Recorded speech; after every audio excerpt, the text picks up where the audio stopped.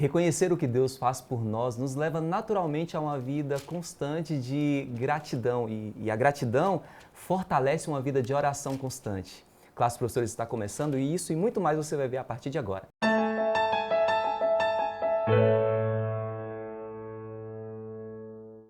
Olá, querido amigo, querida amiga, sejam bem-vindos ao Classe dos Professores e a sua lição em qualquer hora e lugar. Obrigado por sua companhia mais uma vez. Você já sabe daquelas regrinhas básicas aqui do YouTube, né? Dê o seu joinha, compartilhe, se inscreva no canal e juntos estaremos pregando o Evangelho a partir aqui desse Ministério Classe dos Professores. Bom, a gente tem aqui a lição da Escola Sabatina, já estamos na lição 2, mas antes de começarmos, eu tenho um recadinho aqui para dar para você. Você que tem interesse em fazer uma faculdade, mas às vezes está sem tempo e precisa de uma configuração diferente, bom, agora você tem o curso à distância do NASP. O curso é AD e veio para facilitar a sua vida. Tem um QR Code aqui embaixo, você já pode acessar agora, nesse momento aí, para descobrir as novidades que tem lá, qual curso que o NASP pode te oferecer e vai ser muito importante para o seu crescimento profissional também, tá bom? Recadinho dado? Gente, eu tenho aqui pessoas especiais, pessoas maravilhosas e eu vou apresentar rapidamente para vocês aqui, ó, do meu lado tem o Vanderlei. Vanderlei, bem-vindo ao Classe dos Professores mais uma vez, ancião lá da Igreja de Águas Claras, né? Muito obrigado. Bem-vindo. Ali do lado tem a Geni, aqui da Igreja do Lago Sul, né, Geni? Já está em casa, seja bem-vinda mais uma vez aqui no Classe dos Professores. Geni, que ela está à frente do Ministério da ASA, da Igreja do Lago Sul. E ali do lado tem o Rômio, que tem contribuído bastante com o Ministério Infantil, né? Mais propriamente dito, Hall do Berço, né, Rômio? Exatamente. O Hall do Berço agora é minha casa. Igreja Central de Brasília, Central né? de Brasília, Obrigado pela exatamente. companhia de vocês.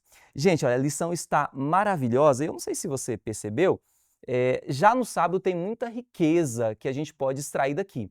Mas para conseguirmos isso com maior eficiência, a gente precisa fazer uma oração. E eu te convido nesse momento a fechar os seus olhos e acompanhar essa oração com a gente. Você ora para a gente, Vanderlei? Vamos orar. Querido e bondoso Deus, maravilhoso Pai, no começo desse novo ano, louvamos ao Senhor pela alegria, pelo privilégio que o Senhor nos concede de podermos estudar a Tua Palavra por meio da lição da Escola Sabatina. Ao recapitularmos aqui alguns pontos principais dessa semana, que o Teu Santo e Bom Espírito esteja conosco. Abençoa nossos internautas onde estiverem, bem pertinho ou bem distante de nós, no Brasil ou fora dele, é o que te pedimos em nome de Jesus. Amém. Amém. Gente, olha só. A gente está aqui na lição 2 e o título é Razões para Ação de Graças e Oração. E a lição tem uma figura aqui que, assim, para mim ela traz muitas informações só nessa figura. E eu queria que vocês falassem de maneira bem rápida e as primeiras impressões que veio à mente de vocês aí quando viu a figura. Muito bem. Olha, eu vou começar aqui então. Aqui no Brasil nós temos o privilégio de ter a lição impressa pela Casa Publicadora Isso. Brasileira. Em outros países, outras publicadoras fazem, mas aqui nós temos uns artistas bem interessantes, né? O ilustrador da lição é o Jairo Ostenberg. Ele é um grande artista que ilustra muitas coisas boas e ele fez assim, tem a lição, você está vendo aí embaixo, ela tem, parece que um coração, do coração saem artérias que percorrem, parecem raízes também, né, que percorrem a palavra de Deus. Eu sou muito grato a Deus porque a questão de 2 anos atrás eu passei por um procedimento cardiológico chamado angioplastia, em que colocou-se uma tecnologia no meu coração e eu só estou vivo aqui graças à misericórdia de Deus e essa tecnologia também, que leva sangue para todo o meu corpo, desde o dedão do pé até a cabeça, né? E aqui parece que tem um cristão orando e no momento em que ele ora do seu coração, ele irradia algo e ele de uma seiva que ele tira da própria palavra de Deus, não Gente, é? é a tecnologia divina, né? Então, Aqui, o Wi-Fi de Deus aqui é a oração, né? exato. Porque na oração ativou toda essa, Uhum. né? Geni, e você? Então, o doutor Vanderlei ele abrangeu tudo, né, mas é realmente isso, a ideia de conexão. A palavra que a pessoa lê e medita, né, dá essa impressão, porque o homem, a silhueta de um homem ajoelhado sobre uma Bíblia, dá essa impressão de conexão, que essa palavra, ela tem o poder de transformar o coração. Que legal, que legal. E aí, Romeu? Eu quero destacar aqui que não tem nada entre a pessoa e a palavra, é uma conexão direta Que Cara, Deus toca legal, diretamente no nosso coração. legal. E aí, você tinha notado tudo isso? Escreve o que você achou dessa imagem aí embaixo. Gente, olha só, verso para memorizar está lá em Filipenses, capítulo 1, versículo 6. Diz assim, ó: Estou certo de que aquele que começou a boa obra em você há de completá-la até o dia de Cristo Jesus. Ô, doutor Vanderlei, quando a gente avança aqui na lição da Escola Sabatina, a gente vai aqui para a parte de domingo, vai acompanhando você aí também. A gente tem aqui o título, né, o subtítulo Comunhão no Evangelho, mas eu queria perguntar para o senhor aqui, como que essa parceria ali entre Paulo e os filipenses ali, como que essa parceria ajudou a fortalecer o ministério de Paulo? Muito bem. Paulo, ele fundou essa igreja, né, a igreja de Filipos, na Macedônia. Era uma cidadezinha pequena para o nosso mundo atual, tinha um pouco mais de 2.000 habitantes. E essa igreja era muito grata a Paulo e também há relatos dos comentaristas bíblicos de que essa igreja ajudava financeiramente também o ministério de Paulo. Certo. E é muito interessante que nós estamos começando essa semana um novo ano. É tempo também de olhar para trás com muita gratidão no coração por tudo que Deus fez por nós e olhar para frente também com muita esperança, assim como Paulo. A epístola de Paulo aos Filipenses é uma epístola que tem três temas importantes. O primeiro tema é o tema da alegria. Para ter ideia, é uma curta epístola e 29 vezes a palavra alegria aparece nessa epístola. O segundo tema é o tema da humildade. É interessante esse tema da humildade. Humildade vem da palavra humus. Humus, né, vem da terra. O ser humano que conhece que ele é pó e que vai voltar ao pó, ele permanece humilde. E a terceira palavra, o grande tema da epístola, é o tema da fé. Então, essa parceria que havia entre Paulo e os filipenses foi importante para o ministério dele, porque Paulo, como a gente sabe, e Timóteo, que escreveram essa epístola, possivelmente foi Timóteo que escreveu, Paulo só lá no final que colocou a sua letra. É interessante que isso fez muito bem para a igreja e também para o próprio Paulo. Então, que Deus nos abençoe e nos ajude a entendermos que nós precisamos uns dos outros e que possamos fortalecer a nossa liderança, os nossos líderes nas suas dificuldades, nos seus problemas, assim como Paulo estava preso também, acorrentado, e naquele tempo não era como hoje, né, que tem tecnologia de controle da pessoa. Não, naquele tempo ele estava acorrentado, estava preso, estava distante, mas ele escreveu um tema muito importante que é o tema da alegria. E como você falou, essa alegria vem da certeza de que Cristo, Deus, aquele que começou a boa obra em nós, ele há de completá-la. Deus nunca faz nada pela metade. Tudo que Deus faz, ele faz de maneira completa. Uhum. E Rômeu, olha só, a parte de segunda-feira aborda uma oração que Paulo fez, está registrado lá em Filipenses capítulo 1, né, a partir do versículo 9 até o 11 ali, mas a pergunta é, qual que é o foco principal dessa oração e o que que isso nos revela sobre o verdadeiro cristianismo? Pois é, eu gostei dessa observação aqui no começo aqui, que o pastor falou que às vezes temos orações um pouquinho egoístas, né? E eu queria abrir um parênteses aqui antes de comentar esse trecho de Filipenses, sobre a lição em si. Cara, que lição! Eu estou aqui com um misto de saudade, de até uma nostalgia, porque eu estudei teologia, né, no final dos anos 90, me formei em 2001, estou me recordando de quando estudamos as cartas paulinas e de quando fizemos a matéria chamada Formação Espiritual. No primeiro ano de teologia, no segundo semestre, quando eu estudei no IAN, eu creio que ainda seja mais ou menos assim, tem a matéria de um semestre que é só sobre esse tema, estudo da Bíblia, oração, testemunho e tal. Era com o pastor Luiz Nunes, saudoso pastor Nunes, hoje já descansa no Senhor, mas eu me recordo de várias coisas que ele falava e ele usava uma expressão parecida com o que esse pastor fala aqui. Ele chamava o culto de quarta-feira de Muro das Lamentações. E ele falava assim, olha, a gente precisa ensinar a igreja sobre vida devocional, sobre vida de oração, sobre expressão da gratidão, sobre estrutura de oração e sobre um ponto muito importante que é o seguinte: você já percebeu que a gente sempre ouve muitos pedidos de oração, mas a gente ouve quase nada de respostas de oração?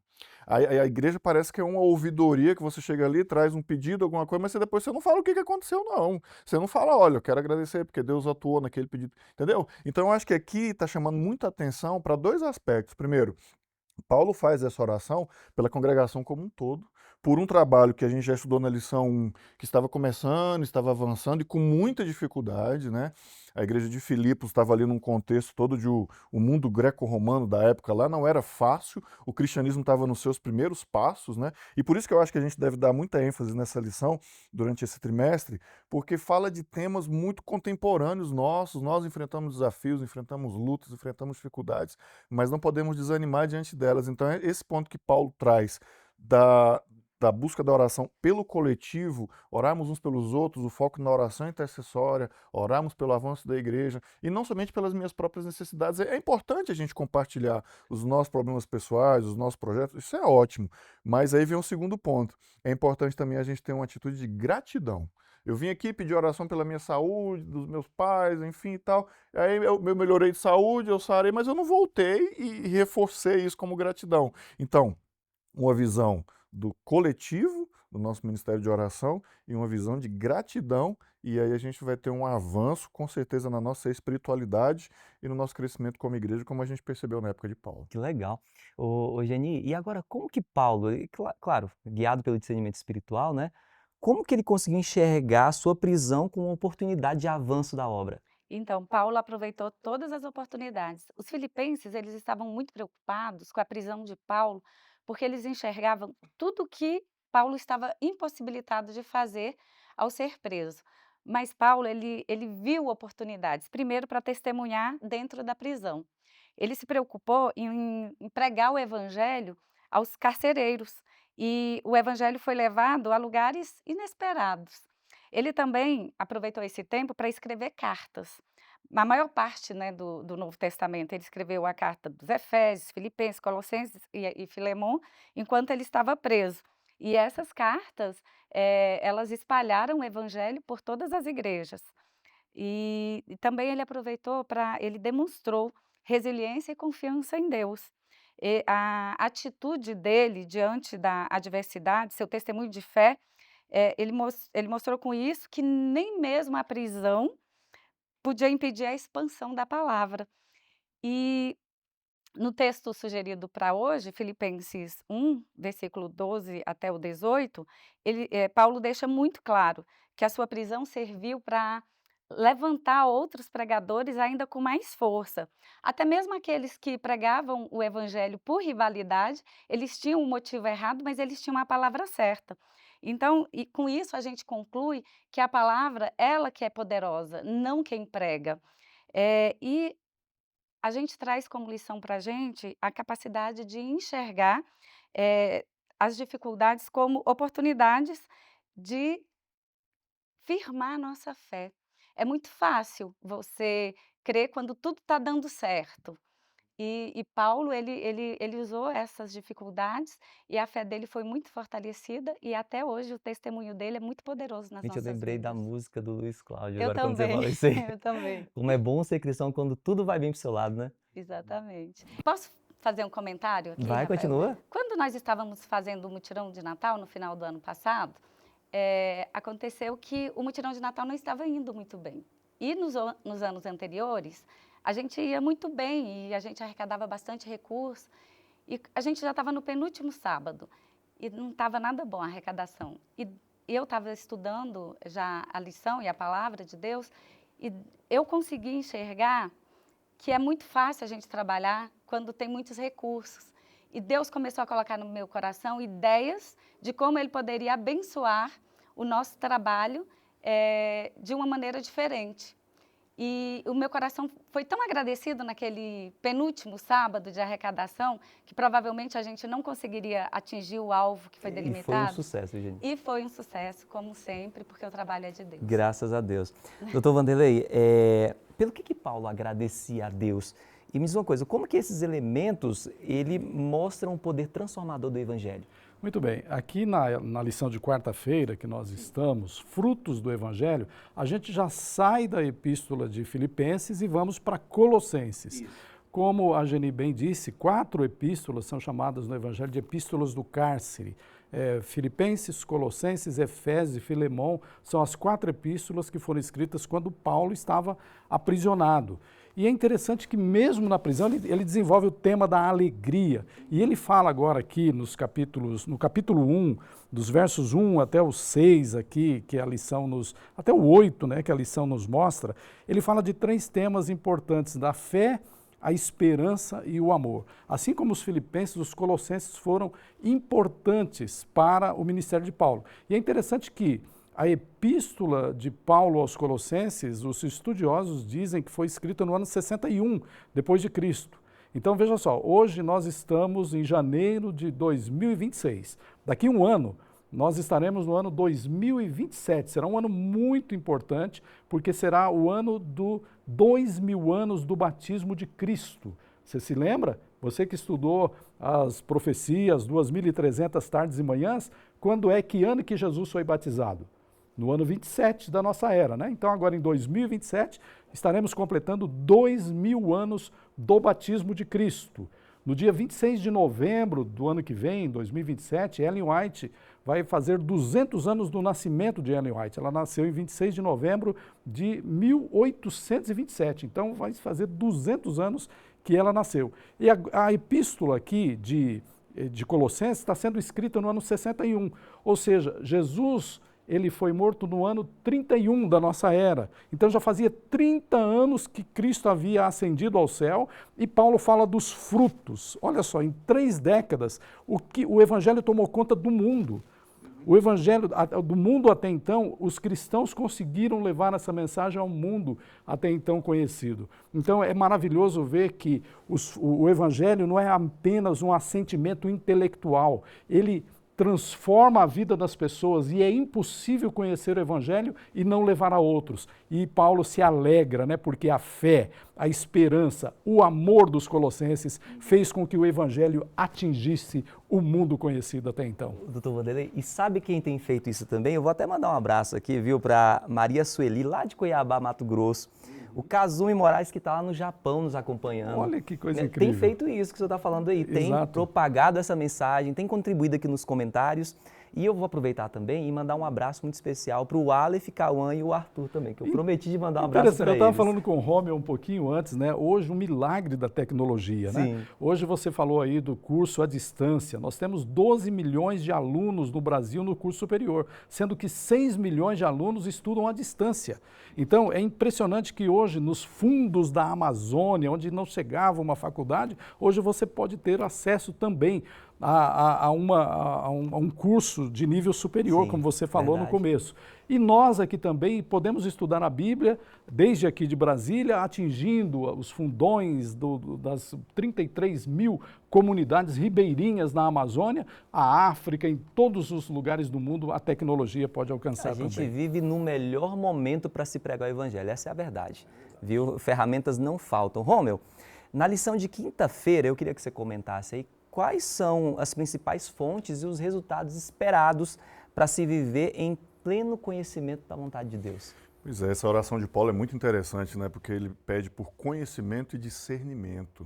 E veja bem, aqui são mencionados alguns pontos, né? A direção do Espírito Santo, a Bíblia, a busca de sabedoria no espírito de profecia, como o doutor Vanderlei mencionou, as circunstâncias providenciais da vontade de Deus. Eu fico olhando para essas coisas assim e eu sou meio curioso. E eu fui olhar aqui, né, onde fica Colossos, onde ficava essa igreja.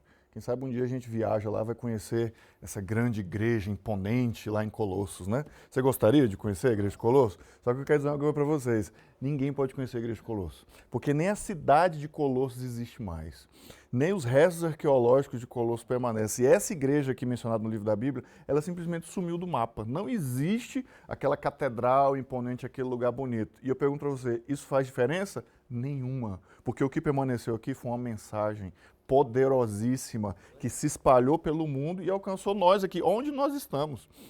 Como o doutor Vanderlei falou, a gente está aqui na América do Sul, a gente tem cristãos parados aqui em todos os lugares, floresta, montanha, em outros continentes. Essa mensagem é uma coisa tão poderosa que transcende a nossa visão do material que está ao nosso redor, entendeu? Então, quem sabe agora você esteja num lugar meio desanimado, minha igreja é muito pequenininha, ou então, tem muita dificuldade de pregar o evangelho aqui, ou então, a nossa igreja não está crescendo em conhecimento, em discernimento. Não desanime.